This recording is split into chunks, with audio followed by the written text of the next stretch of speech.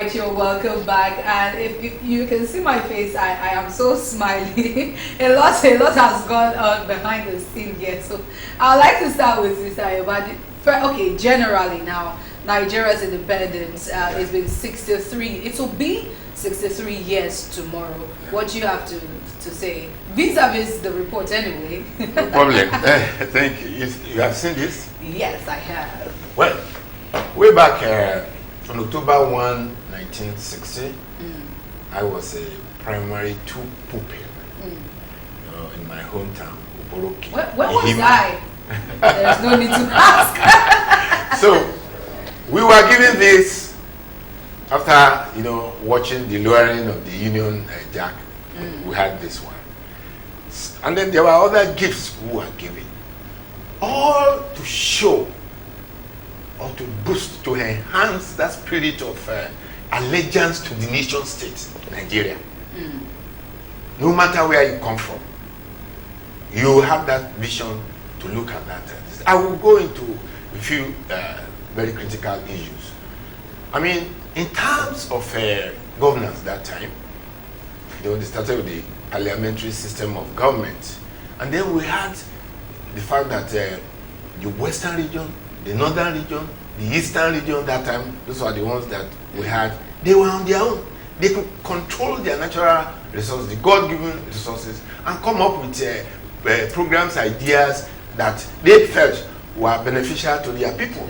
So when people talk about free education, back in, during the First Republic, for the western region at that time, it was because the Chief Obafemi Awolowo led the government that time, had that prerogative, right, to control the cocoa, resources. And I used to say it in different fora that I really appreciate what they did that time, because as a food technologist, I'll tell you that even the cocoa beans they were exporting at that time, they were not processing them. If they were processing them, they could have even made, let's say, 100% times, what they made. And yet, that fiscal federalism, the fact that they could control things, and they came up with all this good access roads, first television station in sub-Saharan Africa, the Liberty Stadium, so many other things. So, what we are saying here is this: let this country come up, in terms of leadership, the structure has to change. You see, that time, if you go back and you check, the Eastern region under Okpara had the fastest developing economy among the Commonwealth group of nations at that time. The North, a lot of rice and skin, granite, and so many other things that they were producing and making. Now, I'll give you some details. At that time, because there is what we call Human Development Index, HDI, that is the access of the average citizen to clean water that is safe, to nutritious food, to quality education, as well as the healthcare delivery as at that time. And then what do we have? The poverty rate was just mere 15%. Although the mistake was made after the discovery of crude oil in 1956 in the Bayelsa state, there was a lot of diversion of focus from agricultural development to oil and gas. But let me say this: even at that time, the quality of life of the naira was almost stronger than the dollar as at that time. So people like us, we enjoyed education. I used to tell people with pride and with gratitude that I paid school fees only 1 year in my entire education journey. The journey from primary school to secondary school to the we used to have higher school 2 years before going to the university, and then after that we graduate diploma and my master's degree. I paid school fees once, 1966, as a Form 1 student. Scholarship one, scholarship or the other. It's always so sad thinking about all of these things and the reality that we have now. Yeah. Because even I that wasn't born then and didn't get to see all of those things, when I want to buy noodles now, and I remember how much I used to buy it about 20 years ago, it irks me. But before we go further, Mr. Oni, would you say, he was mentioning something like the western region, eastern, and everyone were doing well. So would you say the amalgamation now, bringing everybody say, together as Nigeria and having us look at resources and have everything together. Now, would you say that is a problem? Let me address it in a slightly different way. At independence, we have a very strong, we had a truly federal system constitution.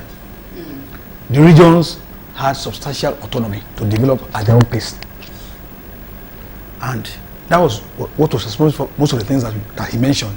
The fact that each region could plan. Their Western region had a development plan, okay, year perspectives, in which case you could look at what they want to do, where they are going, the resources needed to attain it. All of those things were there.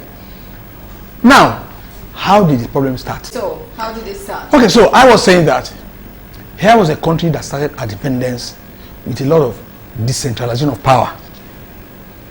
Unfortunately, because of the problems among the politicians at the time, 1966, we had a coup. And that coup altered the trajectory of Nigeria's development. The first one came, and it was seen as a kind of regional coup because of the preponderance of people who were victims of that particular coup. And then the other one came after. But let me say that the ground swell of the problems that we have today was actually started from when Ironsi passed the unification decree that tended to centralize power at the center. Because the military, as an institution, they had this unitary mindset where power flows from the top to the bottom. And so when the man came there, of course with politicians around him who goaded him into thinking that if you centralize power, of course there was hardly any way to do it under a military setup. And so most of the powers that were at the various centers were now taken over at the center. And the powers at the periphery were now taken at the center. And so that was the beginning of the nation's problems. Of course, after that, we had Gowon's coup, and then we had this long period, we had civil war, and from that time till now, we have not been able to go back to those fundamental principles of our governing system that we inherited from independence, which is true federalism. Now you had laws, for instance, that took over somebody's backyard. If I found oil in your backyard, automatically the oil now belongs to the center. And so, and unfortunately, oil came. Oil completely distorted. You said unfortunately? Yes, I say unfortunately because you see, when oil was discovered in 1956, you see, when I hear talks about issues like subsidy or no subsidy, I just laugh. Oil was discovered in 1956. People forget that the first refinery in this country was not built by government. It was built by Shell. But when oil came after this Yom Kippur war, this Israeli-Arab conflict, price of oil went up. The federal government, there are so much money in this country, I say, okay, let's now begin to look at. We don't have a problem with money. Our problem is too much money. They now began to do all manners of equalization. That's when we had the petroleum equalization decree, where before then, the price of oil in Maiduguri was different from Lagos. So they say, okay, let's have an equalization. So everybody now pay. So that was the beginning of distortion in the marketing of price of fuel. What is fuel? Why should the price of fuel not be treated like any other commodity, like pure water or whatever? So, irrespective of the cost of production, the man in Maiduguri will pay for it. And so that began this long process of distortion. Unfortunately, our politicians, they were too blinded to see because of their wanting to say, because everybody wanted this centralization of power. Everybody, the man who speaks today about federalism, the moment he gets to Abuja, he also wants the same power that others were enjoying before him. Because he also wants to enjoy it. And that is the root of our problems today. And all these issues that we're having today, I don't see, because our problem is basically economic. And there's no way you can get out of the economic problems, because that's fundamental. Yes, but the politics is crucial, because it's the politicians that will agree, elites that will agree. What I call elite politicians say, look, let's go back and actually structure this country to make it functional. Okay, let's look at it now living together in coexisting as Nigeria. There have been calls for secession, but many now have been against it, saying that will not be better for Nigeria. But if both of you have now agreed that that unification was the issue at the beginning, so why can't we now go back to what we had before? Let me say this. Good enough. The current, president, Ahmed Bola Tinubu, gave an interview in 2017 calling for restructuring. So now that he's power, president, it has become a challenge. But he said it, the issue is this. You have to have, as a leader, vision, commitment, character. You look at issues dispassionately. You look at what is in the national interest, not my personal interest. If you read my article that I started publishing that for this independence anniversary, I said Nigeria at 63, politicians jumbo pay and impunity must go. Nigeria cannot move forward with this bloated structure with all the powers at the federal center. It is not possible. I mean, we are deceiving ourselves. Is there any other democracy where you hear that the state governors go cap in hand to collect what they call, their own, part of the federation account? Does it happen in in America? And it doesn't even get to the local government. And when people come up to say, to that. So, if you look at these issues critically, my pain is the effect it has had on the human development index that I mentioned, the quality of life of the average Nigerian. If poverty was just 15% in 1960, jumped to 21.8% in 1980, and by 2018, the Oxfam report stated it clearly. That was also backed with World Bank, United Nations Development Program. That Nigeria has become the world poverty capital, not just of poverty, but extreme poverty. There's a particular amount, like $1.29 that those who are living below the datum level. So what we see now is that the situation, unfortunately, has been exacerbated, worsened by the abrupt, sudden removal of the fuel subsidy without meaningful, cushioning palliatives in place. So what we are seeing now is this. I have been canvassing for this political restructuring for decades. And just before the election, once I wrote again, I said, let's have restructuring before even any election. And I'm pained also by the fact that our leaders cannot swallow their ethno-religious sentiments. You see this playing out, right? Ethno-religious sentiments. Okay, look at the nepotistic appointments. Because you are there now, everybody that is a minister or everybody that is a chairman of any must be somebody from your area. Is that in sync? Is that in line with the ethics or the guiding principles of the federation character? It is not, and it is painful. And what are you doing? I don't hide my feelings. I'm somebody like that. I tell people that you cannot be showing open adversity or hatred for any group of people in a nation where you want unity.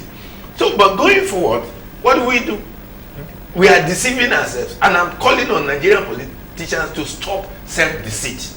Look at it. They were asking for sacrifice. You are telling us to sacrifice now when way back during Obasanjo's time as a military head of state, he was also asking for people to tighten their belts. You mentioned something. I want us to go back to it, but I saw you shake your head when I was asking about if secession will be the solution. You see, let me just address that directly. If you're talking about secession and all these separatist movements today, they are just born out of frustrations with the way the country is. Look, the Igbo man does not have a problem with Yoruba man. I'm telling you. Oh, you think so? But we the ordinary Yoruba man and the ordinary Igbo man, they don't have problem with themselves. They intermarry, they exchange things in the marketplaces. But the way the elites have played off the differences to their own advantage is the source of the problems. Now, you talk about secession. How would I address the problem, for instance? Go and see the humongous of money that goes into those governors in the southeast. Ask them to account for it in the quantum of projects executed. It's the same problem. It's a national problem. I will agree fundamentally that this country, there's so much waste. And unfortunately, because of the way the country is structured, there's so much power at the center. We need to whittle down the power of the federal government.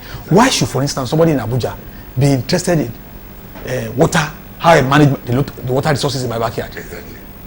That's critical. And secondly, there are taxes in place that you could impose. Why should the federal government be interested, for instance, Shell comes to Nigeria and goes to prospect for oil in Niger Delta. Now the government charge appropriate royalties and charges. Why should the federal government be interested in going to direct venture, joint venture with them? It doesn't make sense. Today we are talking about these problems. Okay, look at how did this issue of subsidy, because when I hear people talk about subsidy, I just laugh. They are dealing with symptom of a problem rather than the root of the problem. Nigeria never had problem with subsidy before because nothing was subsidized until the colonial decree. Now, why should, between me and you, why should, for instance, the federal government should be interested in the price of fuel? Ordinarily, if we had the systems working, it was because the federal government took over what did not belong to it. They took over Shell's refinery and then now became the center. Unfortunately, they did not study the organic growth in demand to respond to it as Shell in a typical business entity will have, because Shell will look at the trajectory of the market, say 10-15 years time we will need more refinery to take care of this market. The government, because they don't care, they took the refineries and refused to invest in more refineries, and then the thing now collapsed on their hands because the people they now appointed let these things run. If today, if the government had not gone into all this acquiring all of those things, this is would have been a private sector. Nigerians would have been paying market appropriate prices. We would not have been debating it. See, there are symptoms of the. Would the government have power over regulation of price? Yeah. No, federal government will have power over regulation of the industry, not necessarily of the price. Are you with me? You see, there's a difference between regulation of prices. You have no business. You can't determine how much Coca-Cola will price its products. But you can determine that every sugar level and look at it in terms of its implication of public health. That's regulation. That's where the government should be interested in. To understand, for instance, that the sulfur level in our gasoline does not exceed what is acceptable. Those are the areas the government should be interested in, not in pricing. Are you with me? If they had done that, they would have used their productive energies in things that will advance Nigeria's development as against all this micromanaging. Everyone is now pointing finger at Abuja for fuel. You travel abroad, you go to the nearest filling stations, you look at their price. In the morning, the price is different from that of the afternoon because they are always constantly changing it. I do not believe in subsidy from day one because I saw it as a. Unfortunately, ordinary man in the street does not see it in the very way it ought to be seen. Because what it simply means is that for every liter of fuel, you buy the fuel in Rotterdam, bring it to Nigeria, it lands at about 400 and something naira, and you sell it at 100 and something naira. Who pays the difference? The money that ought to have gone on the money that ought to have gone to road construction is what you use to subsidize it. And some people are happy in government because so long as it continues, there's a bureaucracy that services that sector, and from there, that's where they make their money, and you are happy. We want subsidy, one subsidy. Not knowing that you are actually helping to sustain a system that will ultimately collapse. That is the dilemma that this government has faced now. Each government comes in, they say, this thing is there, but we can't face it because, and now, for the first time, I know this government has decided to bite the bullet. Now, the question of how to address the problem in a long-term basis is not a quick fix, and that's what I try to tell people. Because you said, well, okay, you said it's about solution finding thing. There's no such thing as finding. Nation building is very tortuous, it's a long and tortuous process. I believe with right leadership, this country's problems are not unsolvable.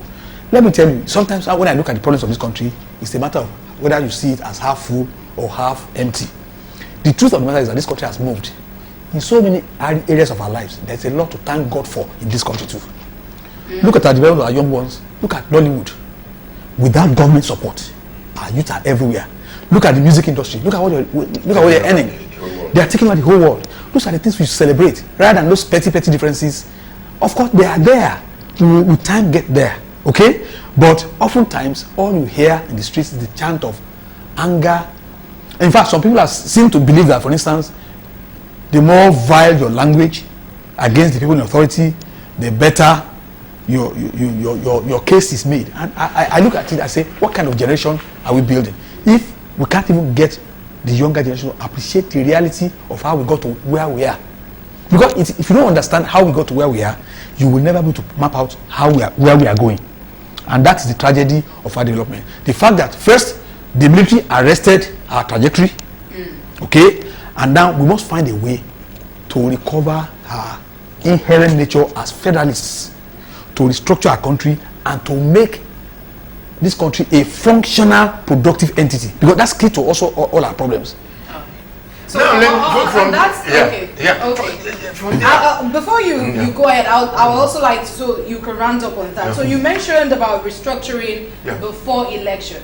So if you can just point out that how could it be possible, because it is the people that will be in government that would also want to push the restructuring, or how would you rather have it work? Let me look at this thing from a dispassionate perspective, right? The issue is just very simple. Servant leadership, as was canvassed by, then President Umar Yar'Adua. That is the problem. The leaders are not ready to make the needed sacrifice, and that was reflected in my, current opinion essay. That's what I'm saying. If they were, this issue of restructuring will be there. Let me give you an instance that has really, angered me, and I'm expressing my view. Just soon after this current administration came into power, the Revenue Mobilization, Allocation and Fiscal Commission came up with an idea of increasing the, pay packages of the political appointees by 114%. In a country that is the world poverty, capital. How do you do that? I mean, some media people had to reach out to the president. The president said he didn't know anything about that. So what am I saying? This is the time. It was misreported. Yes, well, this is the time for our leaders to make the needed sacrifice. And if they are ready to make the needed sacrifice, I agree. Somebody that has been canvassing for volunteers in government. Look at my Facebook platform, you will see that. And they say, what is the meaning of that? I was invited to a program somewhere in Kenya here with politicians some years ago. When it was my turn to talk, I told them that we have to face the reality, the economic hardship, and what we want to do is the politicians to be placed on the equivalent of civil salary scale. They know, they started, they were just looking at me, they said, what is this man talking about? Let me explain, the situation.